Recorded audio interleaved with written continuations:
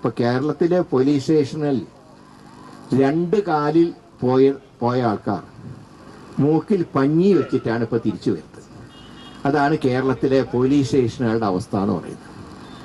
ഇത് സിസ്റ്റത്തിന്റെ കുഴപ്പമല്ല, സിസ്റ്റം നിയന്ത്രിക്കുന്നവരുടെ കുഴപ്പമാണ്. ഇപ്പൊ സുജിത്ത് എന്ന യൂത്ത് കോൺഗ്രസിന്റെ മണ്ഡലം പ്രസിഡന്റിനെ മർദ്ദിച്ചത് മാത്രമല്ല, ഇവിടെ മുഴുവൻ മർദ്ദനമാണ് ഇപ്പോൾ നടക്കുന്നത്.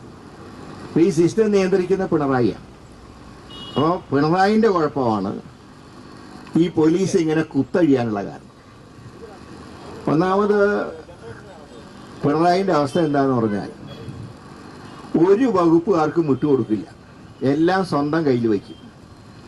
എന്നാൽ ഒന്നും നോക്കാനൊട്ട് സമയം കിട്ടുന്നില്ല. ഇപ്പൊ തന്നെ വലുതും ചെറുതുമായി ഈ പൊതുഭരണം ആഭ്യന്തരം എന്ന് പറഞ്ഞാൽ തന്നെ 2 മേജർ വകുപ്പുകളാണ്.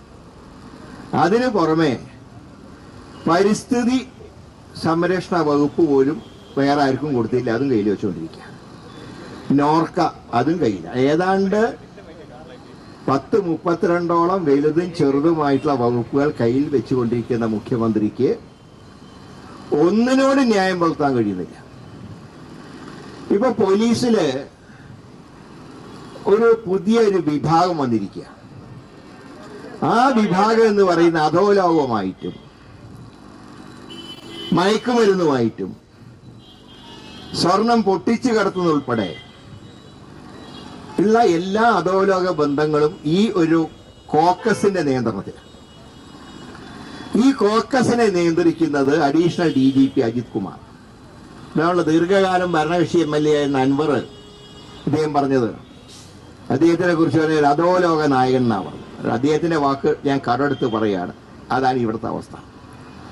എന്നാൽ അജിത് കുമാറിനെതിരെ ഒരു നടപടിയും സ്വീകരിക്കാൻ പിണറായിക്ക് ധൈര്യമില്ല. കാരണം പൂരം കലക്കി സുരേഷ് ഗോപിയെ ജയിപ്പിക്കാൻ കൂട്ടുന്ന ആളാണ് അജിത് കുമാർ.